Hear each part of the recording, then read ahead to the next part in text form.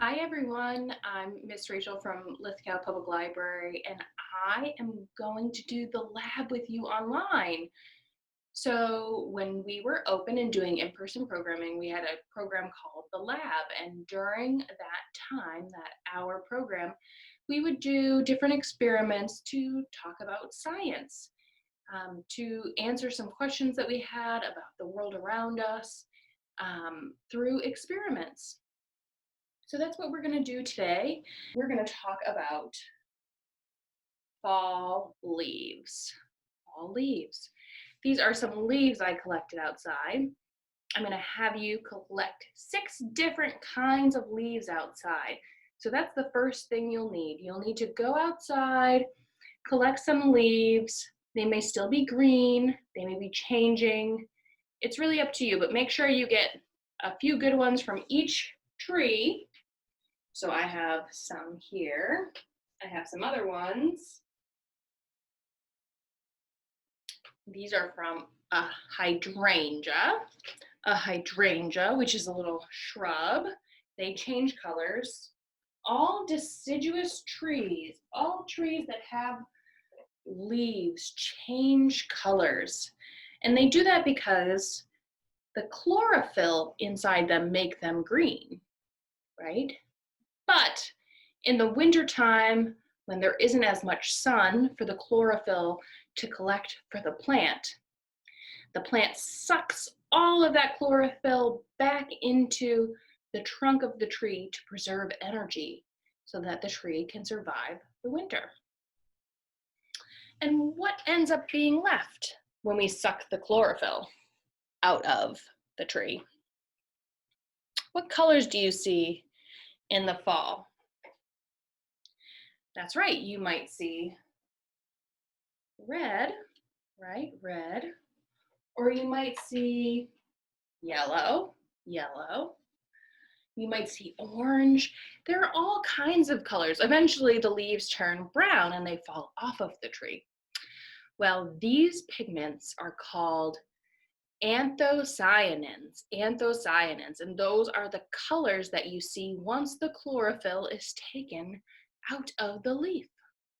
So we're going to do some chromatography, and that's the process of separating mixtures. And in this case, we're separating the different color pigments. So the chlorophyll creates a color pigment. What color does the chlorophyll create? Green, right? And then the anthocyanins create colors too. So go collect some leaves outside. You want 6 different plants to collect leaves from. So 6 different trees, go find some leaves that look a little bit different from each other. And I want you to look at these leaves very closely and guess what colors might come out of them.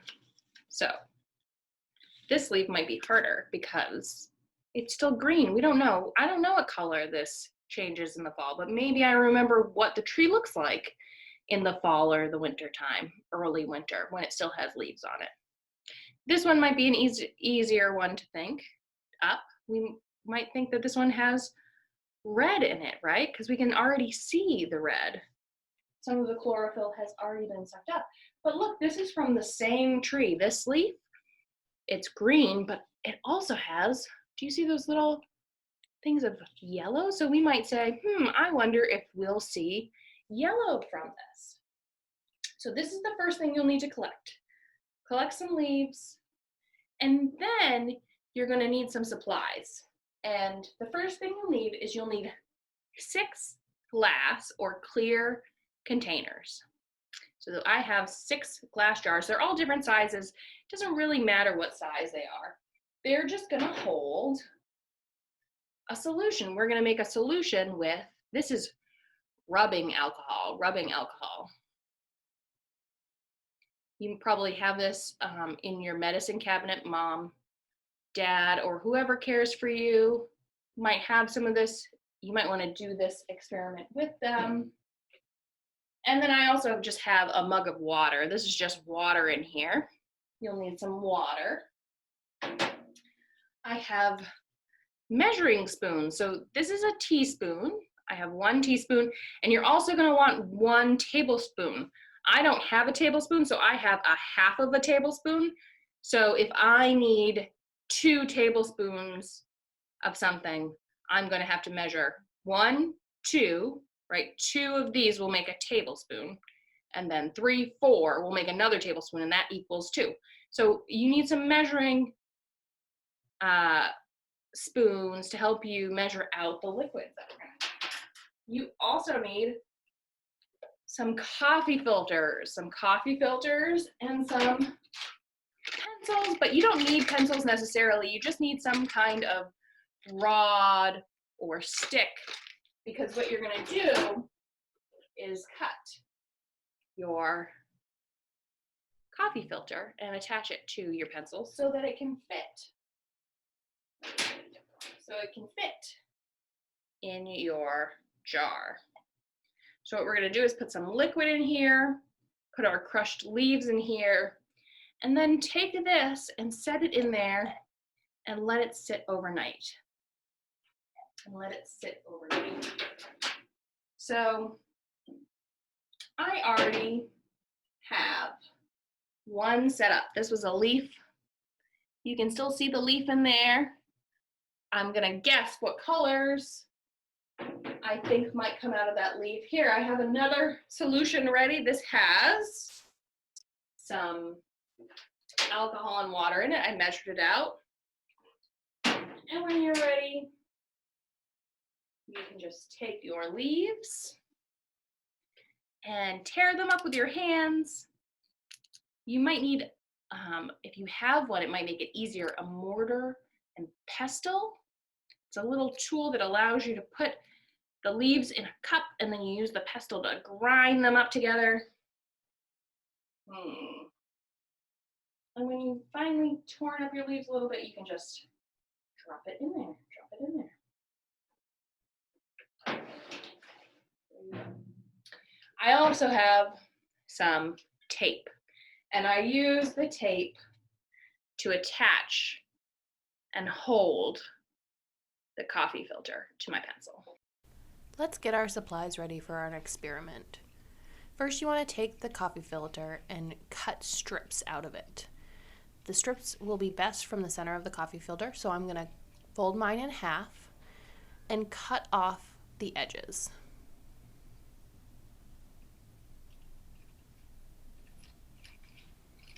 Once I cut off the edges, I can open it back up and cut down the middle. This will create 2 strips,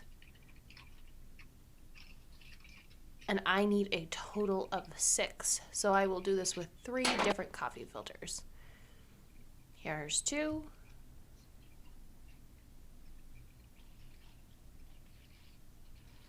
Let's count them all. 1, 2, 3, 4, 5, 6. Now I'm going to take a pencil and a strip of paper and just roll the top of the strip down the pencil. The pencil is going to act as an anchor so that the strip can sit in the liquid and absorb the liquid up. Make sure that your strip is long enough to reach the bottom of the jar. Let's do that one more time. I'll take a pencil and roll another strip.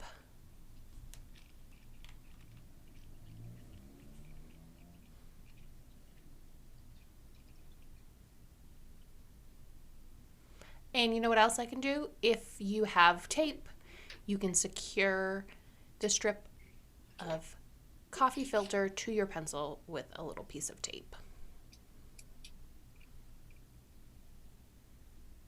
Just keeps it secure.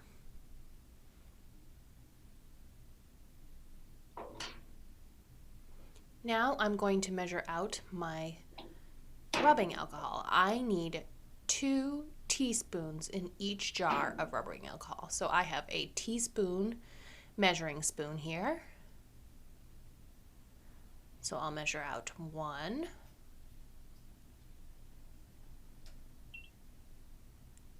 And then 2. We're going to do this for each jar. 2 teaspoons of rubbing alcohol in each jar. Now we need to add our water. So each jar of water is going to have 2 tablespoons.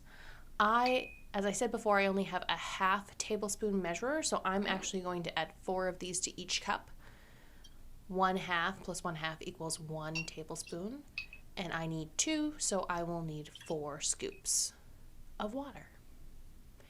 Measurements don't need to be exact.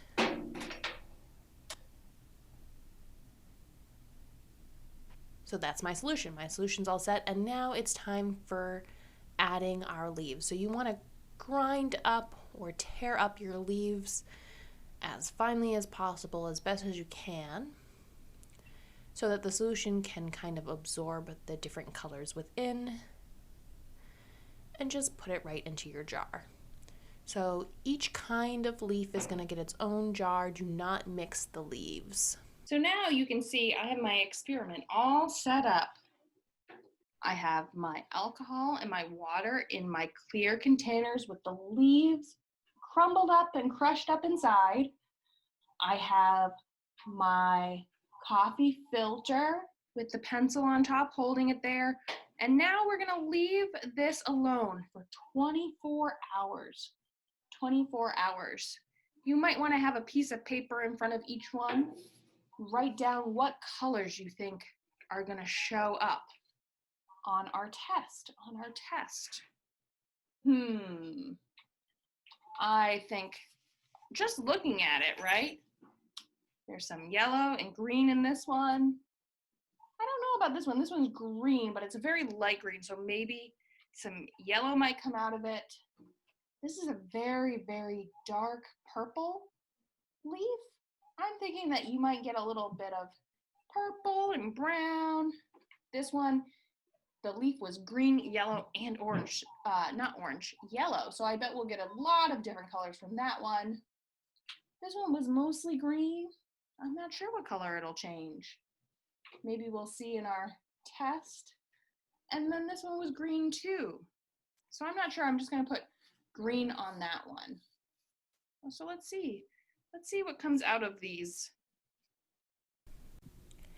It's been 24 hours, and we have taken the strips of coffee filters out of our solutions with the leaves and let them dry for a little bit. So now we're going to look at our predictions and see how they match up with the results. So for the first one, we predicted that it would be yellow and green.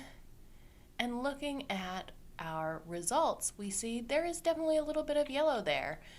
You can see the different layers of colors too, which is really interesting.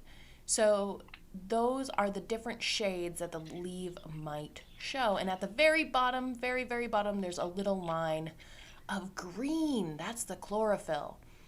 Isn't that cool? So let's do that with let's look at some of the other results and see what we have as well. Of course, your predictions and your results are going to be different than mine, but I think it's just fun to kind of look at our strips and see how they go. So this one was yellow and green, and we can definitely see the green in this one from the chlorophyll. It's kind of at the top, which is very, very, very interesting. And then at the bottom, we have more of a brown. So this leaf might not be as vibrant as we expected it to be.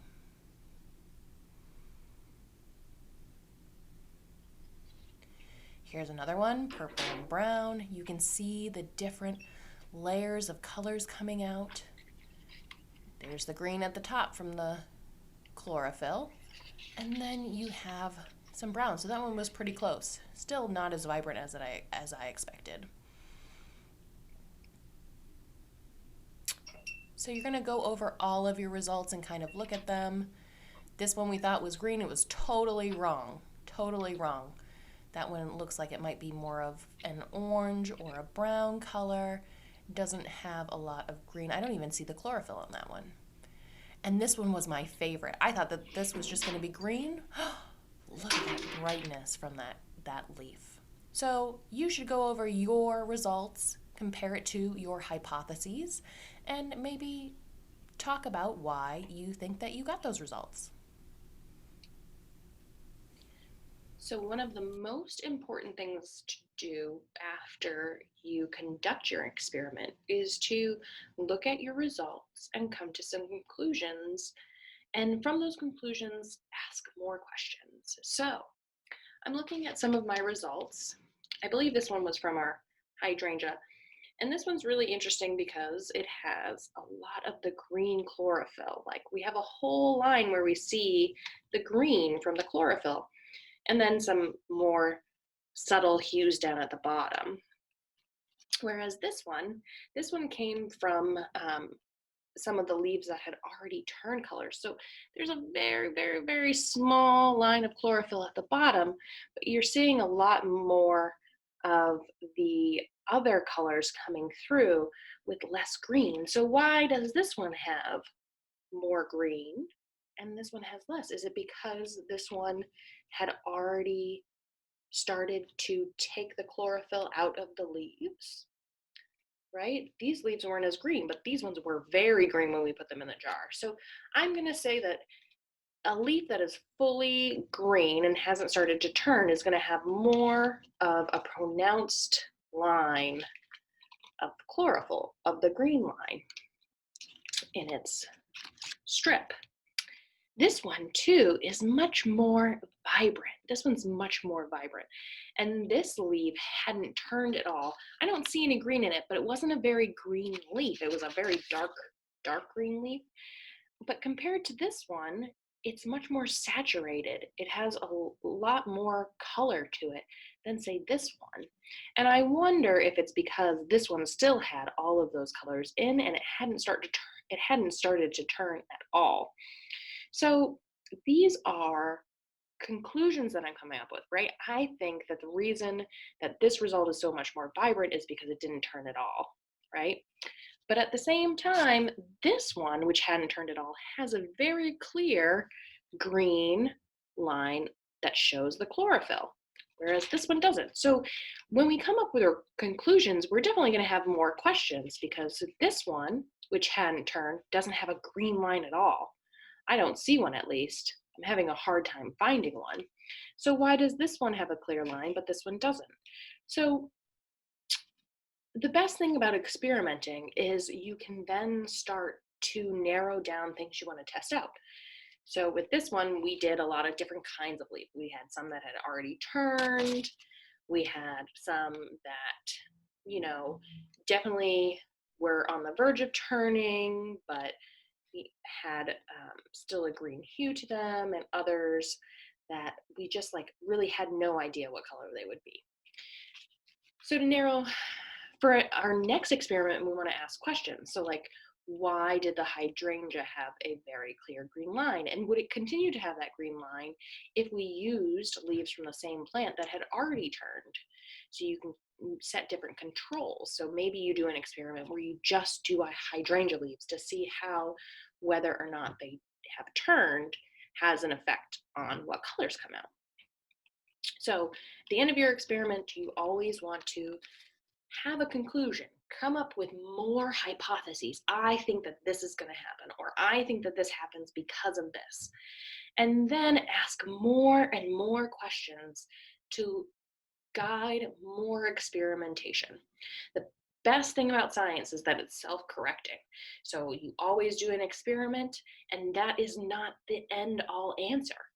You're going to keep doing experiments over and over again to solidify a truth, right? So, or to change a truth, because things are constantly changing. So, always ask questions, look at your results, be observant, and keep going. Great job, everybody. We'll do another one next month. See you later.